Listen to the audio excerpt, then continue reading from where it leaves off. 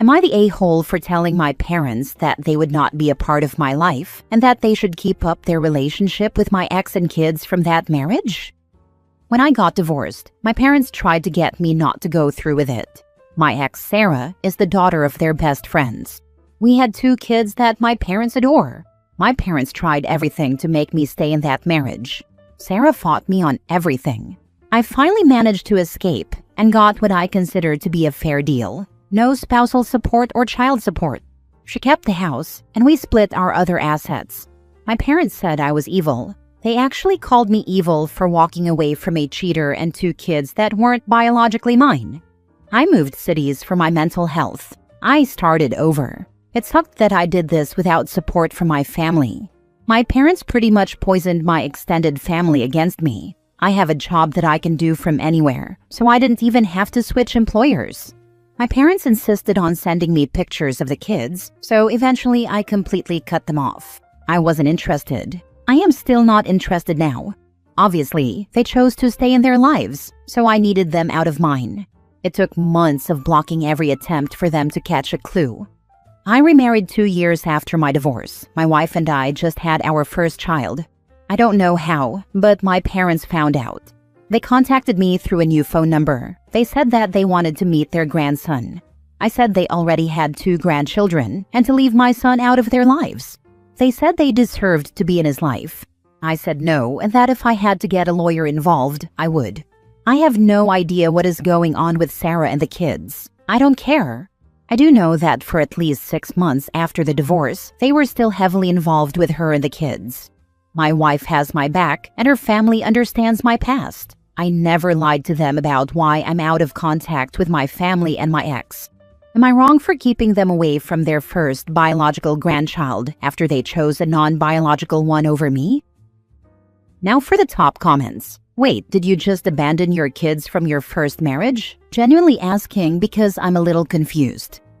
I abandoned my ex-wife's biological children with her boyfriend the father, and my parents. Her boyfriend was part of my lawsuit for paternity fraud, so he is paying child support. A lawsuit for paternity? In the US, children born inside a marriage are legally of the marriage. You can't file a lawsuit for paternity. Where is this taking place? I suspect only in your imagination. I'm almost 100% sure that Florida is part of the United States. Courts can terminate future child support and, in some cases, order the mother to repay past support paid under false pretenses, as detailed in Florida Statute 742.18 and Florida Senate Bill 73 text. Remember when you choose my cheating and lying ex over me? Now I'm choosing to live my life without you. Don't call me again. Not the a-hole. Exactly. They aren't sad they lost a son. They're sad they lost access to a grandchild they view as a status symbol. They bet on the wrong horse, the cheating ex, and are now shocked the race is over. The audacity to think they can just toggle family mode back on is wild. Don't open the door to them. As of now, they can't do anything about grandparents' rights because you have no contact with them. Do not give them any wiggle room. Not the a-hole. Not the a-hole 100%. So wait, your ex cheated on you, passed both of her children as yours, kept the affair partner in the children's lives, and your parents called you evil?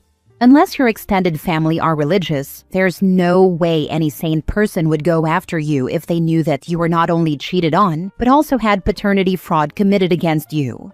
Your parents most likely twisted the story and probably added an extra lie or two. But document everything since they now know your new number and your son's existence. They could also harass your wife and her family as well to pressure you. They might even sick your extended family onto you as well. It's worth noting that even if they are religious, at least Christian, the Bible explicitly calls out cheating as one of the few reasons for divorce. Like, straight from Jesus no less. Next story. Am I the a-hole for telling my husband to go stay in a hotel with my in-laws and that my mom was going to come back to help me with our new baby? So I, 28 female, just had my husband's, 31 male, and my first child 7 weeks ago. I had a scheduled induction, so my mom came 2 days before I was induced and stayed with us for the first 6 weeks. She just left last week. She was originally going to stay for just 2 weeks after I gave birth, but she stayed longer because my recovery has been very difficult and I just needed the extra help. My in-laws wanted to come visit as soon as the baby was born as well, but they did not want to stay in a hotel. We have a small house with no guest room, and my mother was sleeping on a pull-out bed in our living room, so there was just no space for anyone else. Because of that, they decided not to come visit until my mother left. They arrived 3 days ago, and it has not gone well. Last night, my mother-in-law got very upset with me and told me I was ruining her experience as a first-time grandma and hogging both the baby and her son after she had to wait weeks and weeks to meet the baby. The background here is that the baby has been cluster feeding for the last few days, and I do not feel comfortable breastfeeding in front of my in-laws. So I keep taking the baby to our bedroom or the nursery to feed him. Breastfeeding also makes me hungry and thirsty, so I keep asking my husband to bring me snacks and water. I try to bring the baby out to interact with my in-laws when he stops feeding for a few minutes, but it is very aggravating to keep covering up and going downstairs just for the baby to cry minutes later and want to feed again. My mother-in-law keeps rolling her eyes and getting annoyed each time I say he has to feed again and go back upstairs. She keeps saying things like, "He can't be hungry, he just ate." She thinks I just don't want to let her hold him or play with him. When I ask my husband to bring me snacks and water, she keeps huffing and saying things like, "Okay, father-in-law, and I will just sit here by ourselves." She hasn't offered me any help the way my mother did. My mom would cook for us almost every day. She would take over baby care at night when she was staying here and would bring him to me to nurse. But she would burp and change him and get him back to sleep for me around 2 nights a week, which was a lifesaver. My mother-in-law just keeps telling me to give her the baby when I can't, because he needs to eat, not really doing anything to help, and getting mad that I need my husband's help. I told my husband how I felt after his mom yelled at me last night, and he told me his mom isn't here to help me the way my mom was, because she's not my mom. He said she's here to meet her grandson, and that he wanted to spend the next few days introducing his child to his parents, not just making me snacks and then sitting around watching TV with his parents while waiting for me to finish breastfeeding so they can see the baby.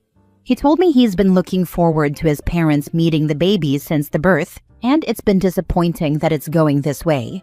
I told him I feel like I don't know how to please anyone because I can't just not feed my son. I don't want to be miserable, hungry, and thirsty while breastfeeding, and I really don't think making me a snack plate and filling my water bottle takes that long or takes away that much time from my in-laws spending time with him. He's the only person I can ask now that my mom has left, so he needs to help me. I exploded at him and told him they could all just leave and get a hotel room, and my mom could come back to help me, because at least she helps me and doesn't shame me for trying to breastfeed. He told me he couldn't believe I would say that, and that I knew his parents didn't like hotels, but that they would go stay in one then. They all went and got rooms at the Holiday Inn in our town. I spent the night alone with the baby for the first time, got no sleep, and called my mom crying. She's on her way back to help me now, but I feel like I might have made a huge mistake by telling them all to leave. I felt like I was going to scream, and I just wanted my mom to come back.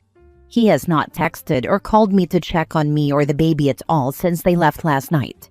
Am I the a-hole for telling them to go to a hotel? Not the a-hole at all.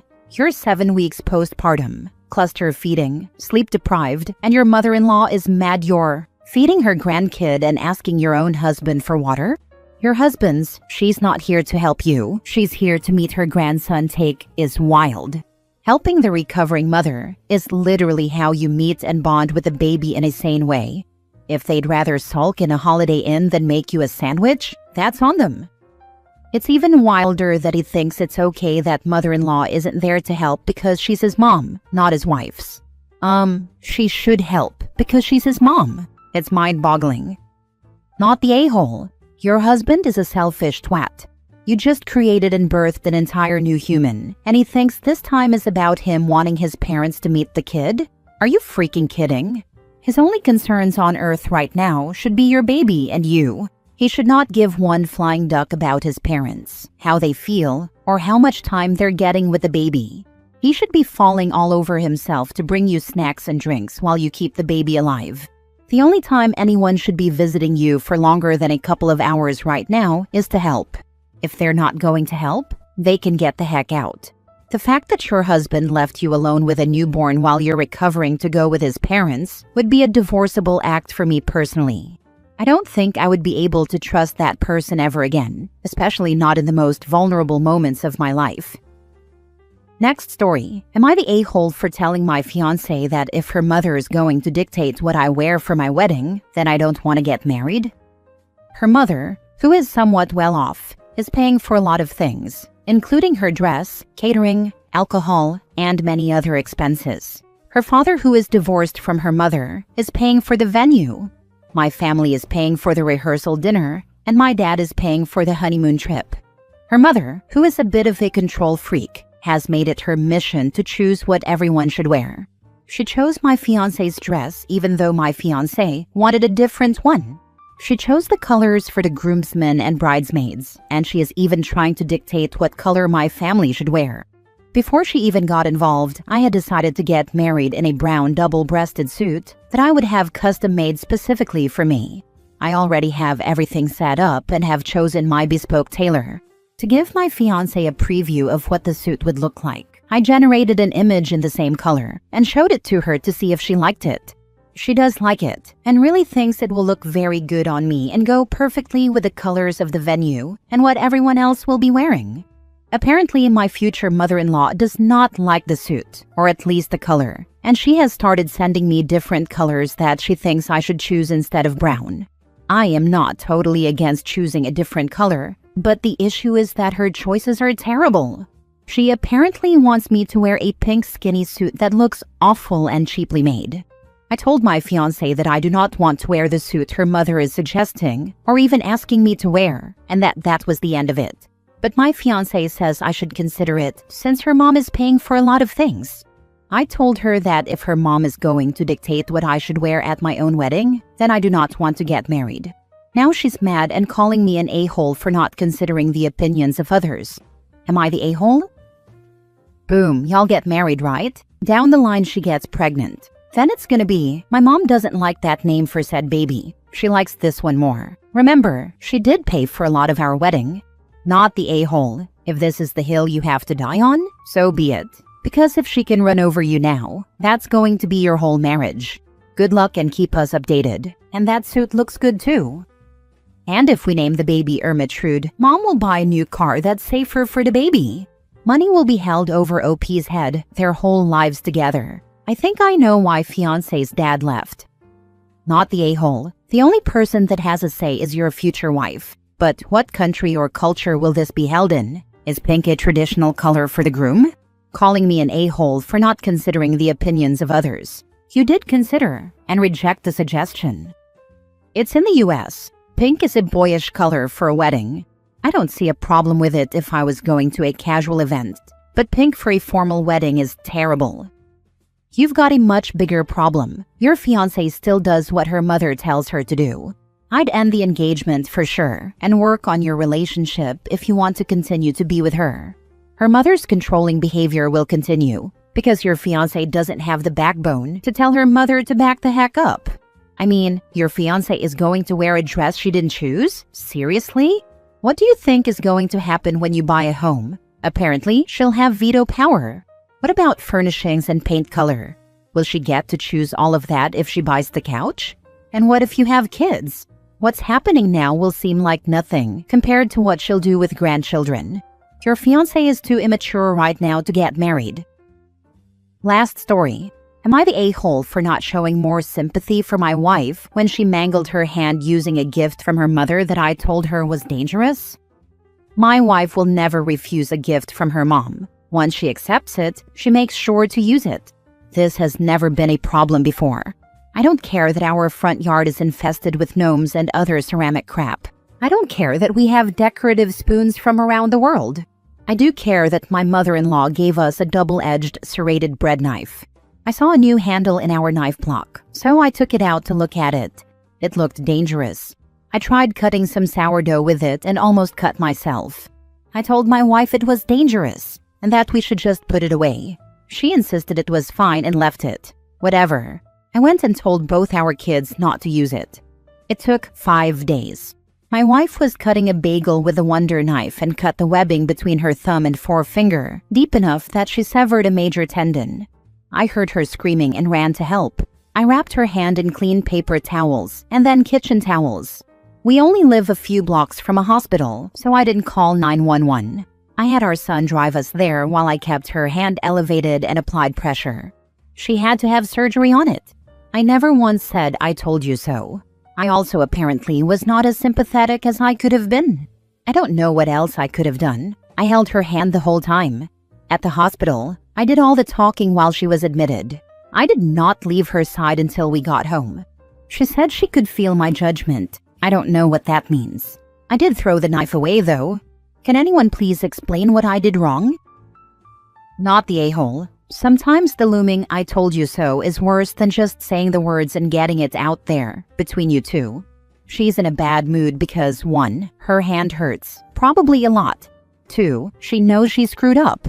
3. She now knows you're right, if she didn't before.